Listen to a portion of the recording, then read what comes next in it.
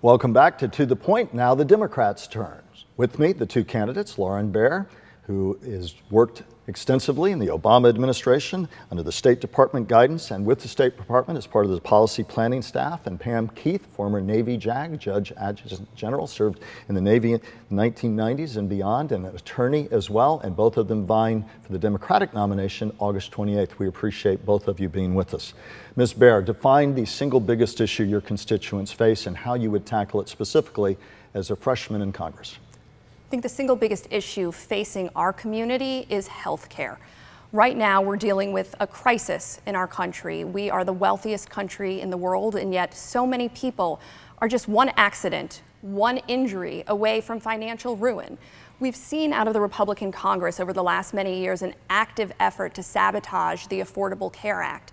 And now we're seeing Republicans, including Brian Mast, taking votes that will take health care away from tens of thousands of his own constituents. We need to be moving to universal care in our country. I fundamentally believe that health care is a human right. In our country, we need to ensure that every individual has quality, affordable health care. Pam Keith, and we'll talk about all of these issues, but the single biggest challenge and issue you think your constituents in Congressional District 18 face right now and how you would tackle it? Well, first we have to address the biggest issue facing our country, which is a lawless president that does not respect the separation of powers, does not respect a free press, and is dismantling our country from within. I'm sorry, but there's really no part of the country that's not affected by that. Before we touch on some of those topics, I do want to ask, and I'll begin you with Ms. Keith, certainly vital topics, and we're going to talk about them. Some might say in the midst of this huge algae crisis, why wasn't that top of mind when you have to prioritize issues? Why not for you, Ms. Keith? Because if you sit down and think about it, everything stems from our democratic process.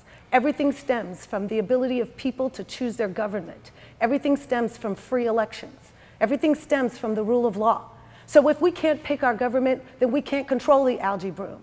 If we can't deal with truth and honesty in our media and in the information that we're given, then we really can't control healthcare. Everything starts from governance first. We'll talk more about healthcare, to be sure, as we did with Republicans, because it's a vital topic. But I would put the same question to you, Ms. Baer. In a district that's embroiled, quite literally, in the middle of a toxic algae crisis affecting them economically, environmentally, perhaps health-wise, and as a freshman congressperson prioritizing, why wasn't that the top-of-mind issue for you locally today?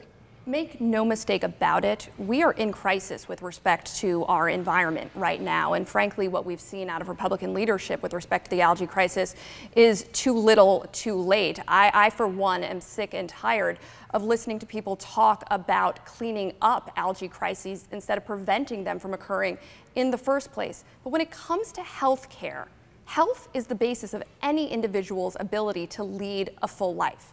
If you can't be secure that you have the basic care that you need, that in the case of an accident or an illness or an injury, you'll be able to get the care that you need, you can't be sure that you'll be able to care for yourself, that you'll lead a full and productive life, that you can care for your children. This is the top concern that my constituents talk about across the board. Ms. Keith?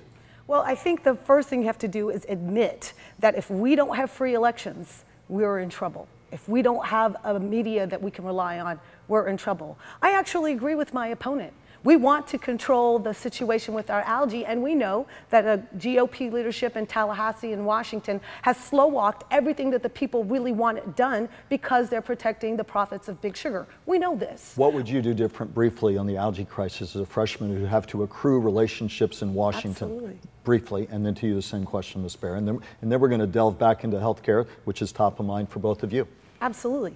The thing is, we keep this a local issue. We spend a lot of time convincing ourselves locally why it is that we need to take care of this. But the appropriations process is controlled by people in Congress who don't live here and don't pay attention to our problems. So we spend tens of millions of dollars convincing all Americans to come to Florida for tourism, but we don't spend money convincing Americans to vote to appropriate the infrastructure we need to keep these blooms from happening in the first place. Ms. Baer, specifically, as a first-term congressperson, should you win that office, what specifically, short-term at least, would you do to address the algae crisis? Then we will move on to healthcare. We know what the recipe for an algae bloom is. It's nutrients, specifically nitrogen plus phosphorus, plus water, plus heat.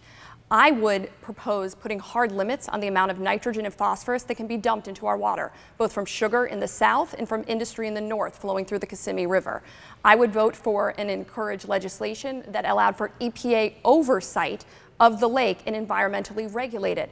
And I would work on potentially converting some parts of the septic tank issues in Martin County. I think we also need to look about making sure that we're ensuring the flow of water can go south from the lake. And that means fully funding SERP, which has been on the books since about the year 2000. Comprehensive Everglades Restoration Plan you're referring to. Exactly.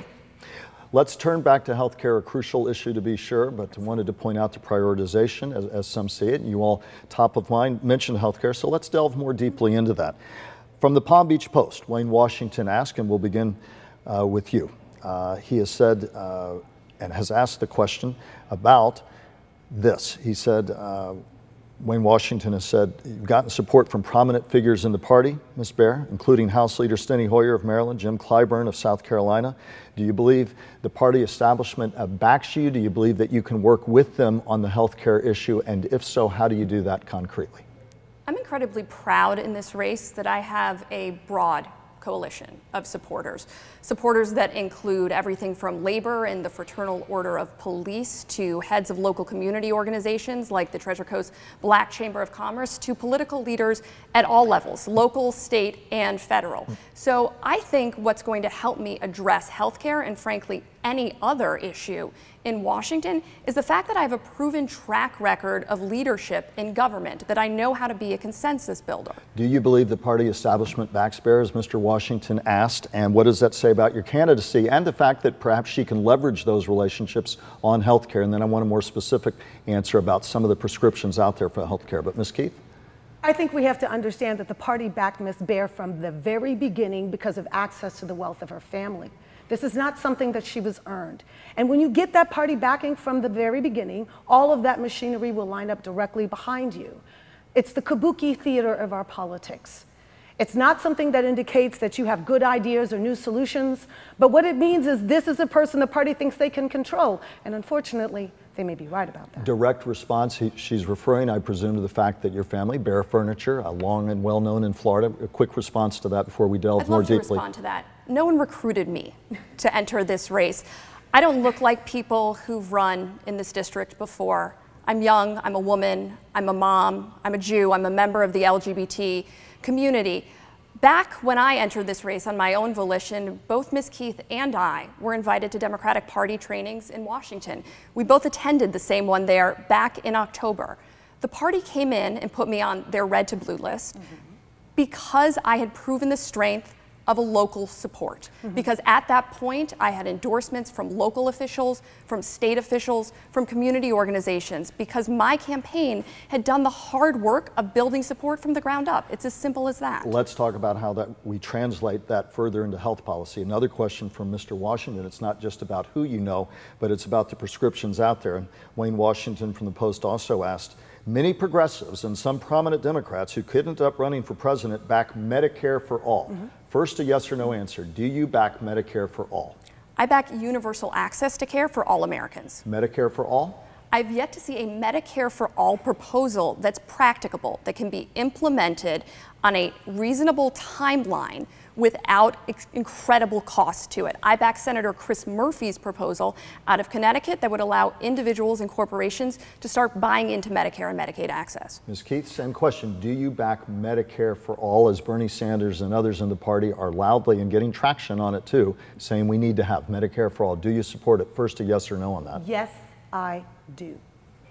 And putting the word salad aside, the system that we currently have is by far the most expensive patchwork quilt approach to healthcare that we could possibly conceive. And the bottom line is if you can't afford to buy into Obamacare, there's no reason you'd be able to buy into Medicare. If you have a policy that has a $6,000 deductible, then what you have is a policy that does not give you access to healthcare. Ms. Keith, one recent study just out in the last week or so says Bernie Sanders' call for Medicare for all and other progressive Democrats' call would be a $32 trillion with a T price tag over 10 years. Some say the numbers are off by a few trillion, but nonetheless that it would bankrupt the country.